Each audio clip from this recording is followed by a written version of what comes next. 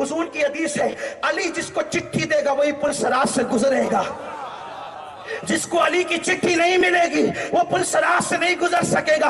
لیکن سنیو ایک بات خیال سے سننا، آج چٹنگ بازی کا دور چل رہا ہے، علی کے نام پہ لوگ سیاست کر رہے ہیں، کچھ لوگ اہل بیت کے نام پہ سیاست کر رہے ہیں، کچھ لوگ صحابہ کے نام پہ سیاست کر رہے ہیں۔ ہم سنی سیاست کرنے والے لوگ نہیں ہیں، جس کو مانتے آخرت کے لیے مانتے ہیں۔ یہ اور بات ہے کہ دنیا میں بھی اس کا فیض ملتا ہے۔ اللہ اکبر، اللہ اکبر۔ اہل بیت کا نام لے کے صحابہ کو گالیاں دینا، صحابہ کا نام لے کے اہل بیت کو گالیاں دینا آج کل لوگوں کا مشغلہ بن گیا ہے۔ لیکن سنو سنو، یہ دونوں اتنے قریب قریب ہیں، اتنے قریب قریب ہیں۔ صدیق نے دیکھ کے مسکرایا علی کو، تو میرے مولا نے کہا میرے بھائی ابو بکر کیوں مسکراتے ہو؟ تو کہا رات میں نبی نے کہا کہ علی جس کو چٹھی دے گا وہی پل صراط سے گزرے گا۔ میرے مولا نے بھی مسکرا دیا، کہا علی اب تم کیوں مسکراتے ہو؟ رات تم کو کہا علی چٹھی دے گا وہی پل صراط سے گزرے گا، اور مجھے کہا خبردار علی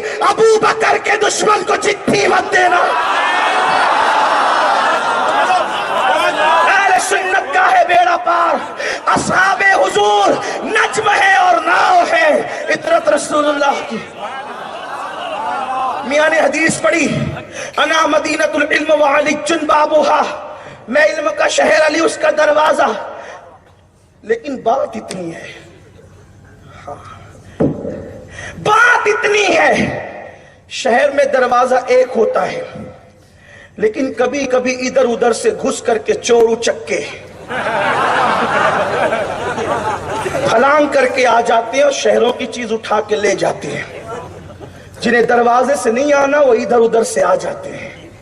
ٹھیک ہے، حضور نے فرمایا انا مدینۃ العلم، توجہ، غلطی کروں تو میرے پورا علماء سے اسٹیج ہی بھرا ہوا ہے، میرے سادات بھی موجود ہیں، عرش مقام میرے سادات موجود ہیں، میرے علماء ذوی احترام موجود ہیں۔ حضور نے کہا میں علم کا شہر، علی اس کا دروازہ، جسے دروازے سے نفرت ہوتی ادھر ادھر سے کود کر بھی آتے ہیں، ٹھیک ہے، چوری کر کے لے جاتے ہیں، پھلانگ کر ادھر ادھر سے۔ حضور نے جب علم کی بات آئی، توجہ سنیو، دھیان دینا، مشکل ہو رہی ہو تو بات کہنا آسان ہوگی انشاءاللہ، اور نسبتیں دل لگاؤ گے نا تو کوئی مشکل نہیں ہے، دل لگاؤ گے کوئی مشکل نہیں ہے۔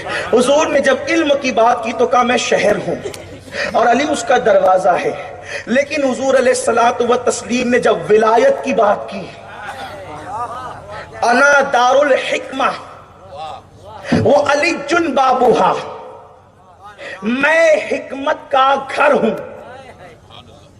حکمت کا شہر نہیں کہا، بلکہ کیا کہا، حکمت کا گھر ہوں، اور علی اس کا، دونوں کا دروازہ علی۔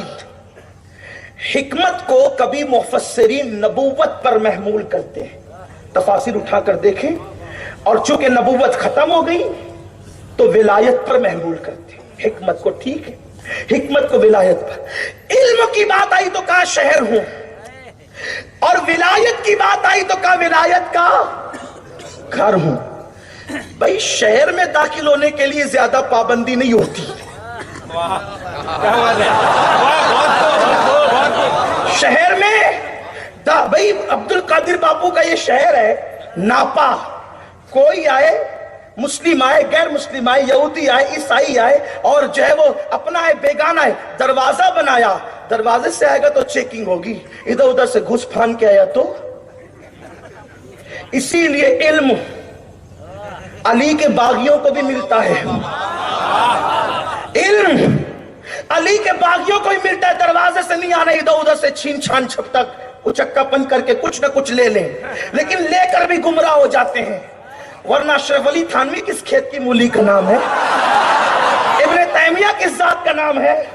بات تو اتنی ہے، اسماعیل دہلوی کس ذات کا نام ہے؟ یہ سب اچکے لوگ ہی تو ہیں، بے ادبی نہ سمجھے آپ اس کو، اس لیے کہ جو نبی کا ادب نہیں کرتے ان کی شان میں ایسی باتیں کہی جاتی ہے۔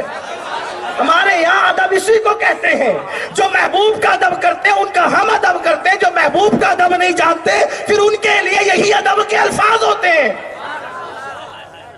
تو کہا کہ علم کا شہر ہوں، یعنی کہ دروازے سے نہیں آنا چاہیں گے، ادھر ادھر سے کود پھان کر آئیں گے تو علم کی کچھ ڈلیاں لے کر بھاگیں گے لیکن فائدہ نہیں ہوگا۔ لیکن جب ولایت کی بات آئی تو کہا نا دار الحکمہ، میں ولایت کا گھر ہوں، میں ولایت کا شہر نہیں بلکہ گھر ہوں، اور علی علم کا شہر کہا اور ولایت کا گھر کہا. کیا پتا چلا؟ شہر میں آنے پر زیادہ پابندی نہیں ہوتی، لیکن گھر میں اسی کو بلایا جاتا ہے جس کی شرافت پر یقین ہوتا ہے، جس کے تقوی پہ یقین ہوتا ہے، جس کی دیانت داری پہ یقین ہوتا ہے، جس کی امانت داری پہ یقین ہوتا ہے. اللہ اکبر. اسی لیے دیکھے علم کا شہر ہے، کود پھاند کر کے کہیں سے بھی لے کے بھاگ گئے. عالم تو بن گئے مگر ولی نہیں بن سکے. اور مکاتب فکر میں عالم تو بن گئے، ولی نہیں بن سکے. کیوں؟ اس لیے کہ گھر پہ اسی کو بلایا جاتا ہے جس پہ یقین. بولو اتنوں سے دوستی ہوتی، سب کو گھر کیوں نہیں بلاتے؟ جس پہ یقین ہوتا ہے اسی کو گھر بلاتے ہیں. اب پتا چلا دارالحکمہ میں اسی کو بلاتے ہیں جس پر یقین اور اعتماد ہوتا ہے. اب پتا چلا 73 میں 72 کو نہیں بلاتے، ایک ہی والوں کو بلاتے ہیں. اسی لیے تو اوروں کے یہاں محدث ملے گا، شیخ الحدیث ملے گا، عالم ملے گا، قاری ملے گا، مفتی ملے گا، لیکن غوث اعظم صرف اہل سنت میں ملیں گے، غریب نواز صرف اہل سنت میں ملیں گے، اشرف سمنا صرف اہل سنت میں ملیں گے، وارث دیوا صرف اہل سنت میں ملیں گے، صاحب البرکات صرف اہل سنت میں ملیں گے، مفتی اعظم، محدث اعظم، مجدد اعظم صرف اہل سنت میں ملیں گے. پتا چلا نبی ولایت کے گھر میں اسی کو داخل کرتے ہیں جو علی کا وفادار ہوتا ہے. اور جو گھر ہوتا ہے نا، گھر کھلا ہوا نہیں ہوتا، وہ پیک ہوتا ہے. شہر میں کود پھاند ہو سکتی ہے، گھر میں کود پھاند نہیں ہو سکتی. اس میں آنے کے لیے دروازے ہی سے آنا پڑتا ہے، اور شریف لوگ دروازے ہی سے آتے ہیں. اب پتا چلا ولی کبھی علی کے مخالف نہیں ہوئے، اور جن کو ولایت کی لذت نہیں ملی وہ علی پر باتیں کرنے لگے.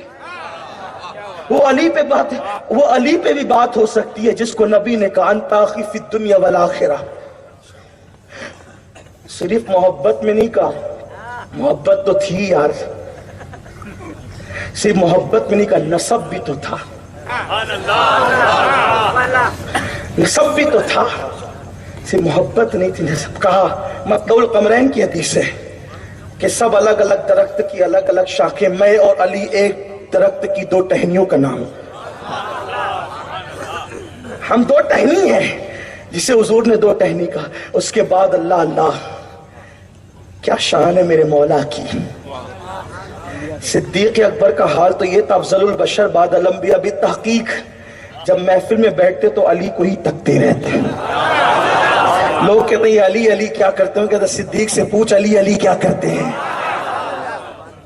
صدیق چہرہ ہی تکتے رہتے. ایک دن ان کی بیٹی نے پوچھ لیا، بیٹی کوئی معمولی نہیں، محبوبہ محبوب رب العالمین، جس کے بستر پہ قرآن نازل ہو وہ عائشہ، مفتی 4 ملت وہ عائشہ، جس پہ تہمت لگے تو سورہ نور نازل ہو وہ عائشہ، وہ میری اماں جان عائشہ سلام اللہ علیہا. اچھا ابا یہ محفل میں صرف علی کو کیوں دیکھتے ہیں؟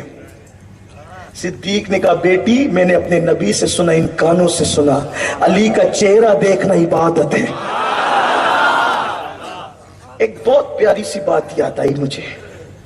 یہ 200 سال پرانی کتاب سید محمد بلگرامی رحمت اللہ علیہ کی لکھی ہوئی ہے، اس میں سے عرض کر رہا ہوں. سیدہ فاطمہ بنت اسد کہتی ہے کہ علی وہ ہیں جب یہ میرے پیٹ میں تھے. فاطمہ بنت اسد علی کی امی جان کا نام ہے، اور میں نے کتاب کا حوالہ پڑھ دیا. ہم لوگوں کو سوچتے ہیں کہ یار یہ لوگ گلو کرتے ہیں، یہ لوگ گلو. حضرت مخدوم اشرف جہانگیر سمنانی پہ بھی الزام لگا تھا. جب محمد آباد گئے تھے تو لوگوں نے پوچھا تھا خلفائے راشدین کے بارے میں کیا عقیدہ ہے. کتاب پیش کر دی اور اہل سنت کا وہی عقیدہ پیش کیا کہ افضل البشر صدیق بعد الانبیاء بالتحقیق صدیق اکبر ہے، پھر فاروق اعظم ہے، پھر عثمان غنی ہے، پھر مولا علی ہے. لیکن تینوں خلفاء کی زندگی پہ مختصر لکھا تھا اور علی کی زندگی پہ ذرا طویل لکھا تھا. اور کچھ موقع نہیں ملا تو کہا کہ دیکھو تینوں خلفاء پہ کم لکھا اور علی پہ زیادہ لکھا. جمعہ کا دن آئے گا تو اشرف پہ فتویٰ لگائیں گے. جمعہ کا دن آئے گا اس لیے کہ شاید اس دور میں ایسے جلسے نہیں ہوتے ہوں گے، ورنہ وہ جلسہ ہی کر لیتے، کوئی کانفرنس ہی کر لیتے. جمعہ کا انتظار نہیں کرتے، جمعہ کا انتظار نہیں کرتے. لیکن بہرحال اس طرح کے جلسے شاید نہیں ہوتے تھے اس دور میں، تو کہا ٹھیک ہے جمعہ کے دن فتویٰ لگائیں گے. لوگوں نے کہا حضرت مختوم کو، کہا ٹھیک ہے جمعہ آنے دو۔ جمعرات کی رات گزری، جمعہ کی صبح طلوع ہوئی تو اتنا برسا کہ کوئی جمعہ بھی نہ پڑھ سکا، مسجد میں جا نہیں سکے، پانی بھر گیا پورا۔ پھر کہا چلو اس جمعہ نہیں تو آئندہ جمعہ تو لگائیں گے نا فتویٰ، اس لیے کہ کچھ لوگوں کو شوق ہوتا ہے، کچھ لوگوں کو شوق ہوتا ہے کہ جب سائیکل خریدی ہے تو پھر چلنی ہی چاہیے چاہے غلط ہی جگہ چلے، بائک خریدی ہے تو چلنی ہی چاہیے چاہے غلط جگہ چلے۔ لیکن بات ایسے نہیں ہے، غلط جگہ سائیکل چلاؤ گے تو اس کی جو ہے نا وارنٹی کم ہو جائے گی، اس کی صحت کم پہ اثر پڑے گا، بہت سارے معاملات ہوں گے۔ بہرحال میں اس طرف نہیں جاتا، بات کرنے لگا، اور آج کی بات نہیں کر رہا، آج سے 600 سال پہلے 700 سال پہلے کی بات کر رہا۔ تو کہا ٹھیک ہے آئندہ جمعہ کو لگائیں گے، کہا ٹھیک۔ پھر کہا کہ حضرت وہ تو آئندہ جمعہ کی بات کرتے، ٹھیک ہے آئندہ جمعہ آنے دو۔ آئندہ جمعہ آیا، پھر اتنا برسا کہ پانی گھروں میں بھر گیا، نکل نہیں سکے۔ پھر تیسرا جمعہ بھی ایسا ہی ہوا، ایک ہوشیار تھا بیچارہ، اس نے کہا فتوے لگانے کا دماغ سے نکال دو ورنہ زندگی بھر جمعہ ہی نہ پڑھ سکو گے، اس لیے دماغ سے نکال دو، اور اس سے پوچھو اشرف سے کہ اس نے ایسا کیا کیوں ہے، اس لیے کہ قلم چلانے سے پہلے صاحب معاملہ سے پوچھنا چاہیے کہ اس نے ایسا کیا کیوں ہے، جا کر کے پوچھو کہ ایسا کیوں کیا ہے کہ تینوں خلفاء کی خلافت کو الگ ترتیب لکھا ہے، علی کو چوتھے نمبر پہ لکھا، لیکن صفات زیادہ کیوں میں؟ لوگ کہتے ہیں علی کی فضیلت زیادہ کیوں بیان کرتے ہو؟ ہم کہتے ہیں اعتقاد الاحباب میں اعلیٰ حضرت نے لکھا کہ جتنی فضیلتیں نبی نے علی کے لیے حدیث میں بیان فرمائی اتنی حدیثیں کسی کے لیے بیان نہیں فرمائی، تو جب نبی نے زیادہ بیان کی ہے تو ہم بھی زیادہ بیان کریں گے، زیادہ لکھیں گے۔ لیکن اشرف سمنا عظیم شان کے مالک تھے، کہا کہ آپ نے علی کی فضیلت میں اتنے زیادہ اور آپ کیوں لکھے؟ تو فرمایا جب تو تیرے باپ کی تعریف کھل کے کرتا ہے تو میں سید ہوں، مجھے اتنی تو اجازت ہونا چاہیے کہ علی میرا باپ ہے۔